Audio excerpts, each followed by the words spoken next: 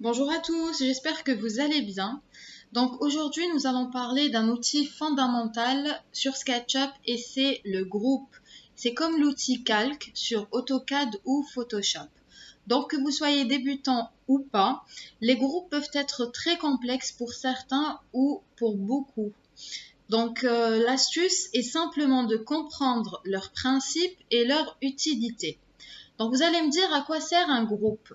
Moi je vous dis, donc un groupe me permet de ne pas mélanger les arêtes et les faces. Ça me permet aussi de modifier un objet sans pour autant toucher à un autre. Donc là je vais commencer par dessiner des volumes. Voilà. Donc deux volumes. Et là je ne crée aucun groupe. Maintenant si je veux déplacer ou je veux coller ce volume au premier, voilà, et que finalement je change d'avis, regardez ce qui se passe. Donc les faces et les arêtes se fusionnent. Pour éviter ce genre de soucis, eh bien, on a créé les groupes. Mes deux volumes. Maintenant, comment créer un groupe? Donc déjà, moi je supprime cette première partie. Donc, comment créer un groupe? Simplement en sélectionnant tout le volume. Comment tout sélectionner? Soit je fais ça, voilà. Sinon, je clique 3 fois sur le volume, clic droit, créer un groupe. Voilà. Donc, on refait avec le deuxième objet. Donc, 1, 2, 3. On clique 3 fois et non pas 2 fois. Ensuite, clic droit. Donc, on garde le curseur sur notre objet. Clic droit. Créer un groupe. Je clique. Voilà. Donc, il me suffit juste de cliquer une fois sur mon volume et vous remarquez que tout le volume est sélectionné. Donc, il est en bleu.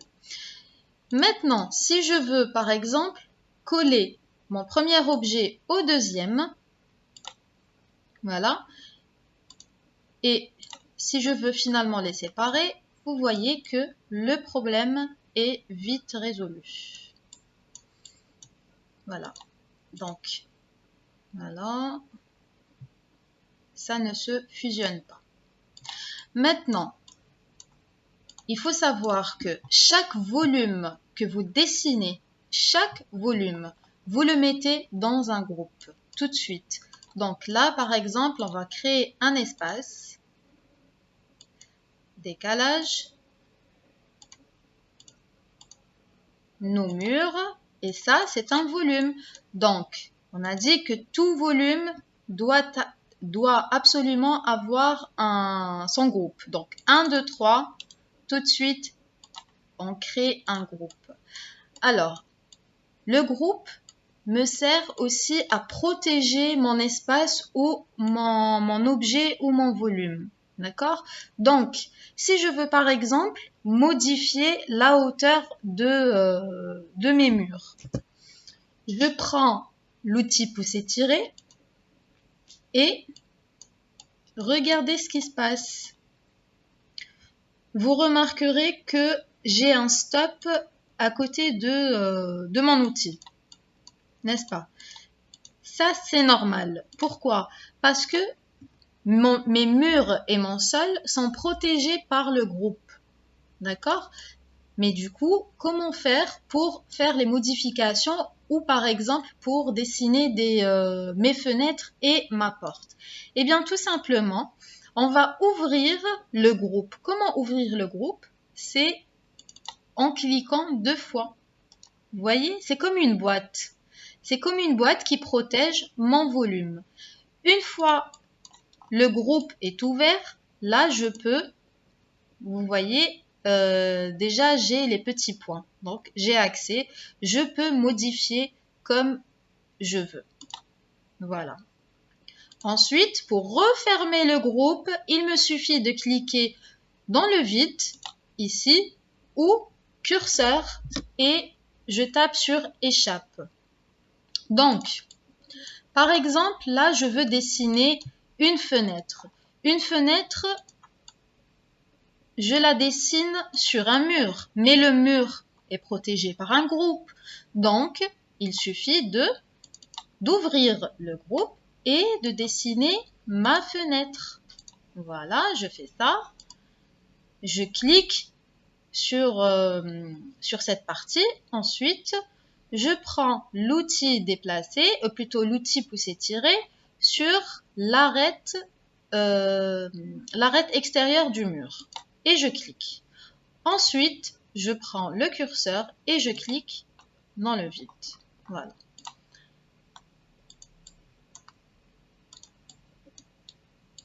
Si par exemple,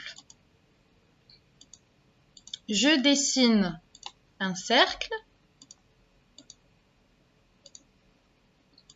voilà, le cercle ne fait pas partie du groupe. Il est hors groupe. Donc, à ce moment-là, il va falloir que je crée un groupe parce que c'est un volume et qui est indépendant du groupe des murs et du sol que je peux déplacer comme je veux. Voilà. Donc, là, je supprime mon cylindre. Si je veux, par exemple, dessiner une porte, pardon, rectangle, voilà. Là, je ne peux pas, voilà, là, je ne peux pas dessiner ou créer le vide de ma porte. Pourquoi? Parce que ma porte est hors groupe. Donc, je reviens en arrière, CTRL Z. La porte se dessine sur mon mur et mon mur est encore une fois protégé par mon groupe. Donc, je clique 2 fois pour avoir accès au mur. Et là, je peux dessiner ma porte. Ensuite, je clique ailleurs et je sors du groupe. Si je veux par exemple dessiner une table, là je dessine une table, je crée mon volume.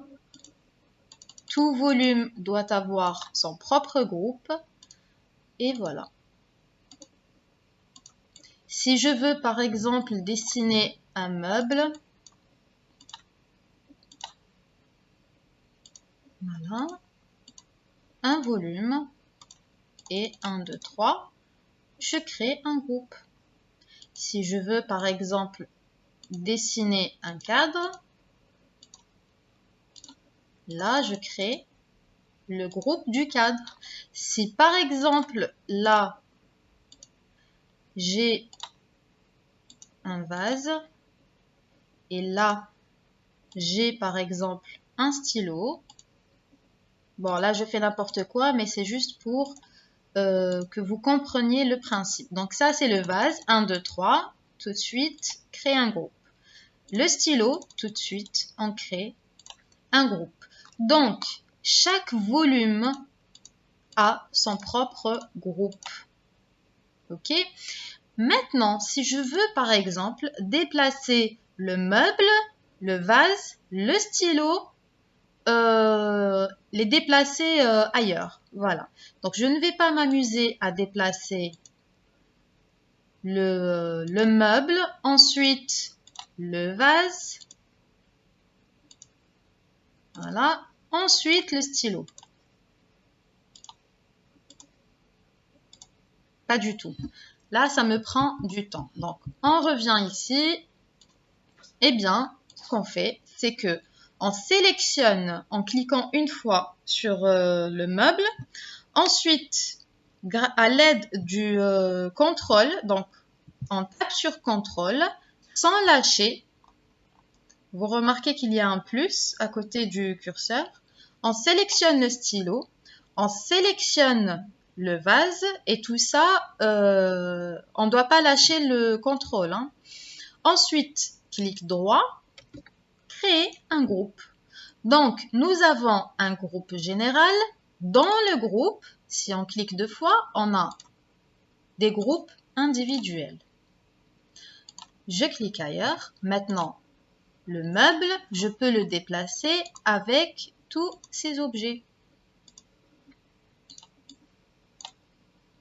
Voilà. Je reviens en arrière. Je peux aussi inclure le cadre. Pour ce faire, je sélectionne le groupe du bas, je clique sur CTRL sans lâcher et je clique sur le cadre. Maintenant, je crée un autre groupe. Maintenant, j'ai un groupe dans un groupe, dans un groupe, dans un groupe. Alors, maintenant, je veux modifier par exemple le vase. Pour ce faire, je clique 2 fois pour entrer dans le premier groupe. Ensuite, si je clique une fois, je vois que je suis toujours dans un groupe, dans le groupe général. Voilà. Donc, je n'ai toujours pas accès au vase. Et du coup, je clique 2 fois encore. Et là, j'ai le groupe individuel du vase. Maintenant, je clique encore 2 fois.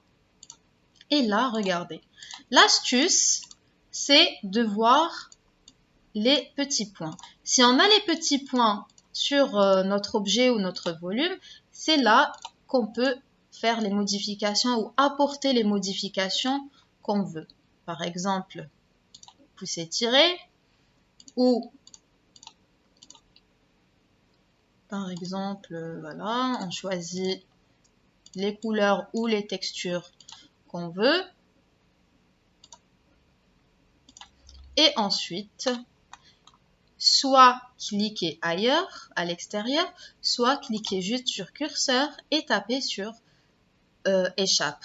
Donc, échappe, échappe, échappe, voilà. On peut même cliquer sur ce groupe, plus, donc, on clique sur CTRL, plus notre espace, plus notre table, et créer un groupe.